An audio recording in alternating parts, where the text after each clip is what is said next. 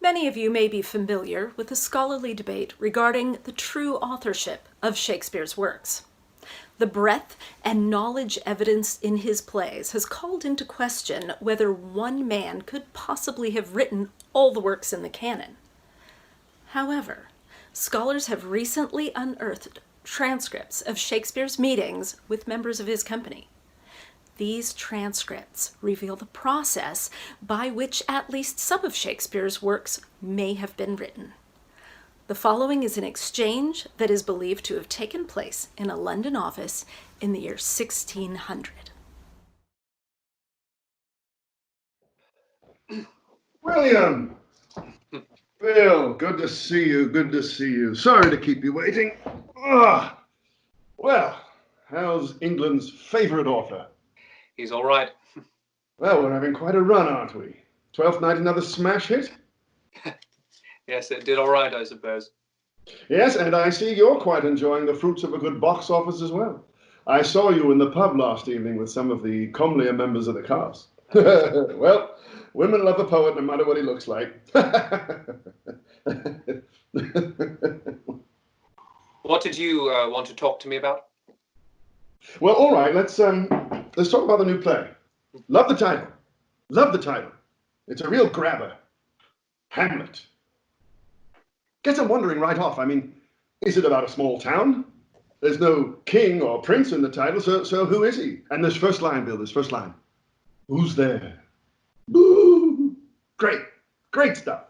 Really. Really good stuff. But? Well, I do see a problem with it, Bill. Well? It's 5 hours long.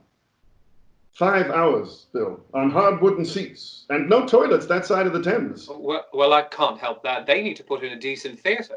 I mean, the Rose is a complete dump. No pun intended.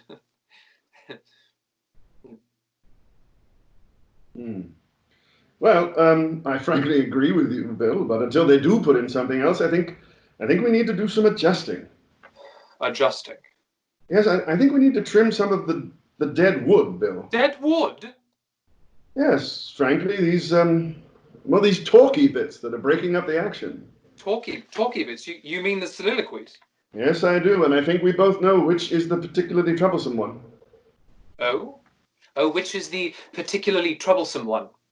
Well, it's this one at the end of the first act, just before intermission. The slings and arrows, nobler in the mind, outrageous something or other.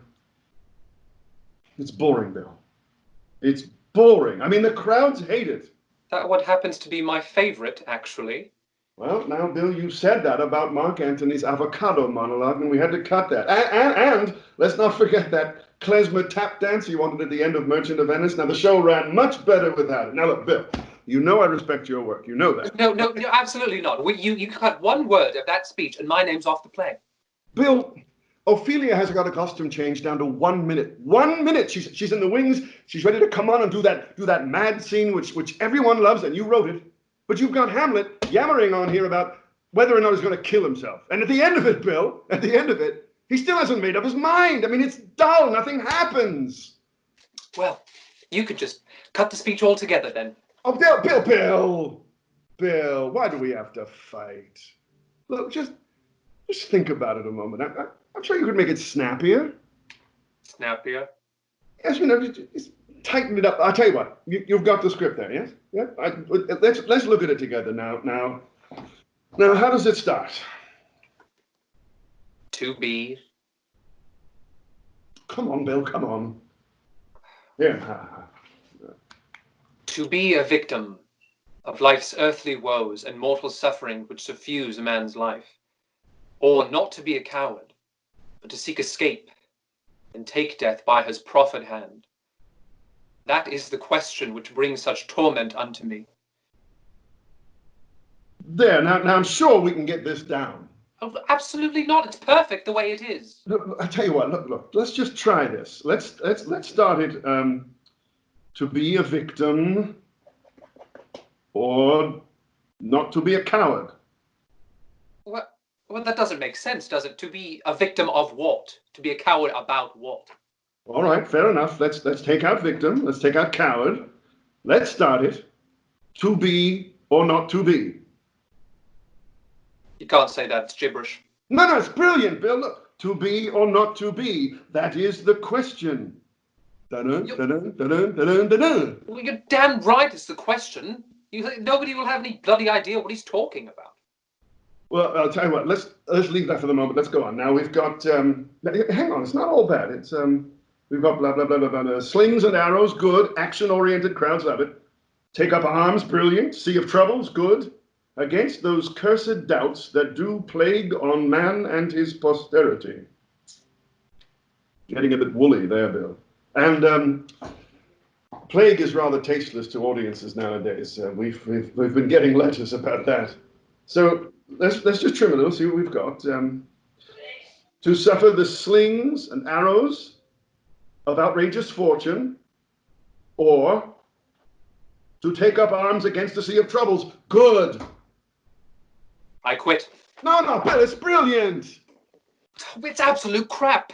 I mean, what is he talking about? He's going to put on a bow and arrow and leap into a boat and seek his fortune? It's madness. This is Prince Hamlet, not a stupid children's story. He might as well kill himself if that's the best he can come up with. Well, now that is a thought. Perhaps Hamlet should off himself. In Act 1? Bill, we've got to think of buttocks on seats. Look, it's the ghost that's selling us at this point. Joe Public loves the ghost. He loves the ghost, loves a sword fight, he loves the young girl who comes on in the wet night, he does the flower gag, the mad scene, and drowns herself. But nobody likes Hamlet, Bill, nobody. All right, I'll kill him off for you. Let's see, to die, to sleep, perchance to... Ah! Ah! Hamlet falls off the tower. All right, Bill, look, I can see you're upset. I can. Look, Hamlet has his moments, he does. I mean, some of the mad stuff's really quite funny. All I'm saying is let's just shorten this one really quite long speech. And all I'm saying is no. You cut one word of that speech, my name's off the play. You can give it to that Oxford git, De Vere, the one who does all your ghost writing for you.